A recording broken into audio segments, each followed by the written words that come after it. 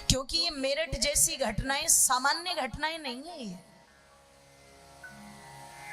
किसी के 9 टुकड़े करके जो अपना पति है सब कुछ कर रहा है और उसे ड्रम में डाल करके और पानी से और सीमेंट से जमा देना, ये कोई सामान्य घटना थोड़ी मान रहे हो आप इसको। अच्छा एक बात बताना, 20-25 साल पहले आप लोगों ने सुना था कि किसी के काट करके इतने टुकड़े कर दिए?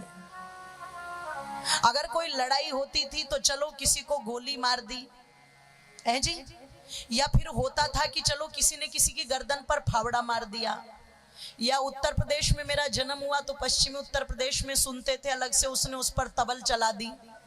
लेकिन वो एक ही बार रहता था। पर ये जो अलग अलग टुकड़े कर रहे हैं, आप सोचो तो सही, मतलब जैसे माताएं सब्जी को बिना किसी संकोच के काटती हैं, ऐसे तसल्ली से बैठ कर के आदमी को काटना, एक बार सोचना जरा। और ये चीजें कहां से पैदा हुई? जिस समय निर्भया केस हुआ और जब उस आफ्ताब नाम के लड़के को पकड़ा गया और उससे सीबीआई वालों ने जब सवाल किया कि जो लड़की 3 साल तुम्हारे साथ रही और जिसने अपने माता पिता सब कुछ तुम्हारे लिए छोड़ दिया, 3 साल में उसने तुम्हारे लिए कुछ तो किया होगा, तुमसे प्यार किया होगा, तुमने उससे प्यार किया होगा, कुछ अच्छी बातें रही होगी, तुम साथ में खाए होंगे, साथ में खेले होंगे, साथ में हंसे होंगे, तो तुम्हारे अंदर ये इतनी भीभत्सा कैसे आ गई कि उस लड़की के तुमने 36 टुकड़े कर दिए? तो लड़के ने जो जवाब दिया, मैं सोच रही हूं ये जो चल रहा है वास्तव में, टीवी वाले तो बोल रहे हैं कि ये लोगों को सावधान करने के लिए सावधान इंडिया, पर ये सावधान नहीं कर रहा है, ये अपराध करने के 70 तरीके नए नए तुम्हें बता रहा है। उस आफ्ताब नाम के लड़के ने उत्तर दिया कि मैंने नेटफ्लिक्स के ऊपर एक सीरीज देखी थी जिसका नाम था यू, और उस सीरीज के अंदर जो उसका नायक है, जो उसका पात्र है, वो ऐसे ही लोगों के टुकड़े कर कर के फेंकता है। तो ये जो मुझे टुकड़े करने का आइडिया आया, ये नेटफ्लिक्स से वो सीरीज देख करके आया। अब ये जो इतनी आसानी से मेरठ में टुकड़े हो गए, एक ने किए तो दूसरे के मन में भी अपराध करने का भाव जागता है।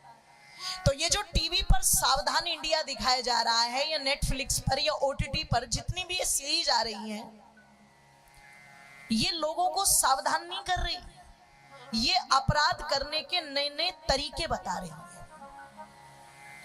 लूटमार कैसे की जा सकती है नए तरीके से, चोरी डकैती कैसे की जा सकती है, किसी को मारने के एक नहीं कितने प्रकार के तरीके हैं, ये सब इजाद हो रहे हैं।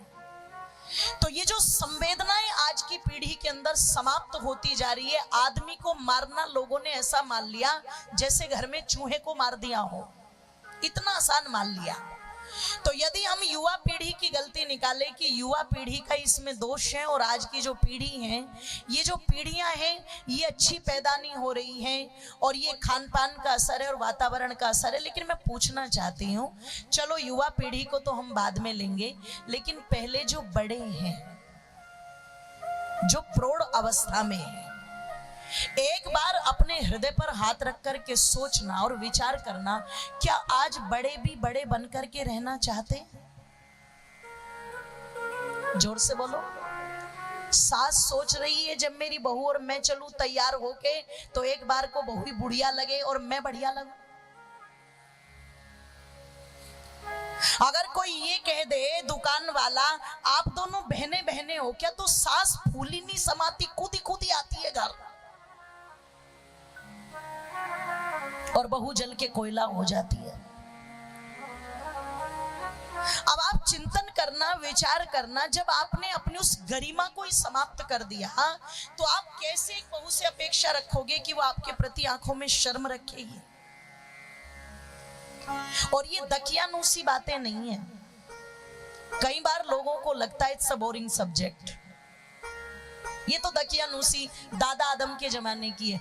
ध्यान रखना, दादा आदम के जमाने में भी अनाज ही खाया जाता था, आज भी अनाज ही खाया जाता है और आगे भी पेट अनाज ही भरेगा, सोने के बिस्कुट कोई नहीं खाएगा।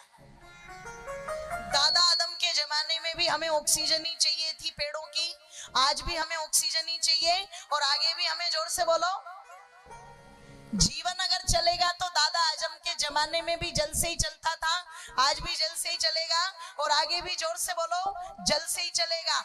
और जब समस्याएं आती हैं तो उस समय व्यक्ति पैसे को, रुपए को, ऊंच को, नीच को, किसी चीज को नहीं देखता। उस समय यही सोचता भैया जान बचा लो, बच जाए बस कैसे, बाकी बातें तो फिर बाद में देखेंगे। तो मैं कह दूं आप लोगों के मध्य में, ये दादा आदम जमाने की बात नहीं है। जिस बड़े ने अपने बड़प्पन को ही खो दिया हो तो वो अगली पीढ़ी के लिए कभी प्रेरणा नहीं बन सकता। आज के बच्चे जो बाहर अपनी आइडियोलॉजी ढूंढ रही है, बाहर जो अपने आदर्श खोज रहे हैं, क्रिकेटरों में, एक्टरों में, एक्ट्रेस में, दूसरे लोगों में, मैं कहती हूं हम लोगों के दिमाग में कभी नहीं आया कि बाहर जाकर के आदर्श खोजे जाएं। हम अपने आदर्श अपने घर में खोजते थे। माँ है हमारी, उसमें हम एक आदर्श देखते थे।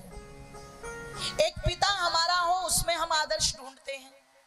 हमारे दादा दादी हो, उसमें हम आदर्श ढूंढते हैं। और जिस बच्चे को, जिस बालक को घर के अंदर आदर्श मिल जाएंगे, ऋषि दयानंद कहते हैं वो संतान बड़ी सौभाग्यशाली है जिसे धर्मात्मा और संस्कारी माता पिता घर में ही मिल जाते हैं।